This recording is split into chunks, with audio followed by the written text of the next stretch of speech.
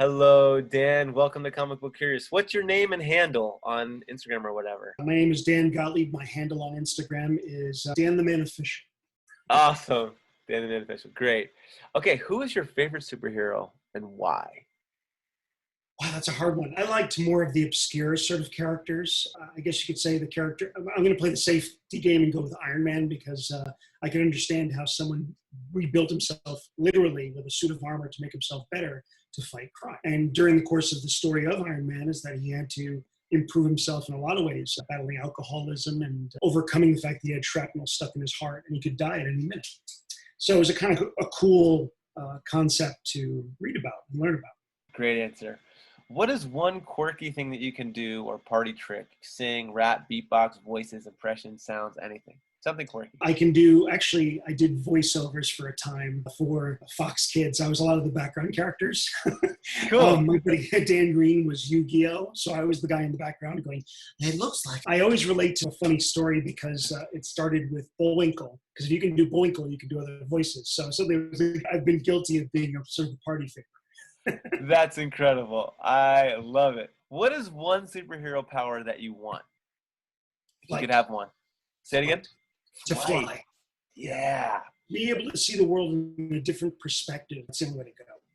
Cool. Awesome. What is one superhero power that you have now? I guess the ability to create. Right now, I'm currently working on a project where I'd like to believe that I was inspired by one little thing and suddenly a whole universe blossomed from it. And it attracted others, and now we're pitching it as a TV show. The ability to create, I think, is a fantastic imagination is the things that people need to see more of these days, especially when you're at home doing nothing. This is the time to create. What can you tell us about it? I know you're in the pitch stage, so I don't want you to reveal anything you can't, but is there anything you want to? I can talk about it. Mm-hmm. Essentially, they always say that if you have a good pitch, you should be able to say it in under a paragraph. So, have you ever had a bad day? Sure. You ever know somebody who ever had a bad life? Probably. What if you were a creature that had been alive for a millennia and you've had a bad existence and suddenly you can do something about it? You're about to find out. Boom! Hey! So hopefully that was the hook. Netflix did preview it, and actually I have to edit it down and resubmit it again. But the sad thing was the BBC was very interested, and I was supposed to fly over, and we're stuck. It's been a lot of fun because we attracted actors from Doctor Who. We attracted actors from various shows, Blue Bloods, a young lady from Sweet Bitter on Showtime. I believe it's Showtime. No, Stars, I think. But we had a number of actors just start flocking to the project if they heard the concept and loved the costumes and designs. So congratulations. I'll go and share some with you later. That is fantastic. What's the name of it going to be? It's called I Am Omega. Hey, that's great, man. Okay. This is going to be hard for you. Hold on a second. I think I actually, here we go. I don't know how well the gloves is, but. Yeah, give it like a little angle. Unfortunately, I've got so much weight. Cool. But, the photographer that shot it was the photographer from Captain America Civil War. That is beautiful. So, yeah, I don't know how well I can do you for, but that is cool, man. One of the many promotional images. Congrats on that. Thanks, man. I can't wait. Okay, in one sentence, who would win in a fight, Marvel or DC? Marvel. One I don't even need a sentence. Cool. Okay. They just have their story sorted. Got it. They've got it right. Who are any real-life superheroes that you know besides your parents? Well, actually, one of the people who I talk to, who I work with, the NYPD, is Patrick Henry. He's the treasurer of the police. And he goes out of his way to create funds for fallen officers, for children in need, for Ronald McDonald House. This guy's a real hero. He goes out of his way to deliberately include people who could get lost in the cracks, and he's a good person. There's another young lady who I work with at the hospital. Unfortunately, her name is falling right out of my head right now, but Kristen, she actually is my liaison at Jamaica Hospital, and she begs, borrows, and steals to get whatever she can for the kids, and those are the best superheroes out there. Good. This leads right into the next question. What is your passion? My passion is just to be able to create and travel. For me, life is all about exploring your own adventures, and whether or not they're adventures of the mind or adventures of the body or wherever you decide to go, you've got to make the most of every day. That's great. What do you do at the hospital? Tell us what you were telling me before. I dress up as Captain America last time.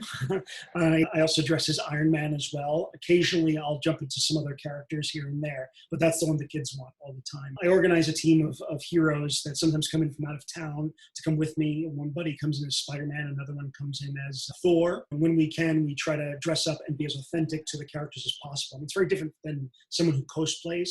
We try to make our suits and our costumes be as film accurate. So kids actually believe that when I show up as Tony Stark and I've grown the beard and I've got the glasses on and I actually talk like him, they can't tell the difference. The kids are very smart. So you really have to get your act together and do it right. That's incredible. Let's hear it, Tony Stark. Let's hear it.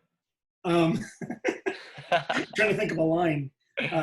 Earth is closed today. You better pack it up and get the hell out of here.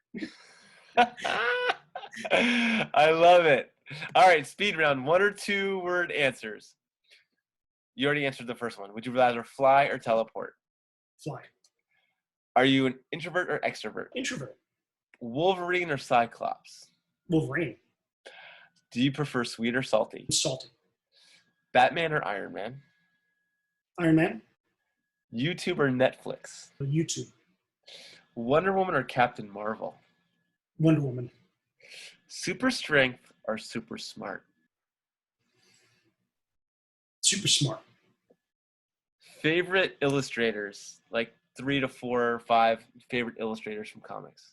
Sure. One of them's hanging on the wall behind me, and that's Jim Starlin. He's the creator of Thanos. He's cool people, and he's really down to earth. And I'm a little jaded because I've actually hung out with a lot of these people. So they're my friends as well. Because I was trained by Mike Mignola, the creator of Hellboy, and I absolutely love his work in Spotting Blacks. I also was trained a bit under Jimmy Palmiotti, who is the inker, with Joe Quesada, who's the COO of Marvel. So there's quite a few. It'd be a little unfair because I like so many artists, but I like stuff that inspires me to keep on looking and be engaged. And these guys are really doing that.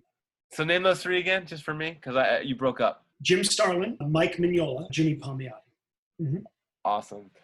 Favorite writer or writers? That was actually a double because Jim Starlin was also a writer as well. In fact, Jim Starlin was the reason why I read comics in the first place due to a character called Adam Warlock.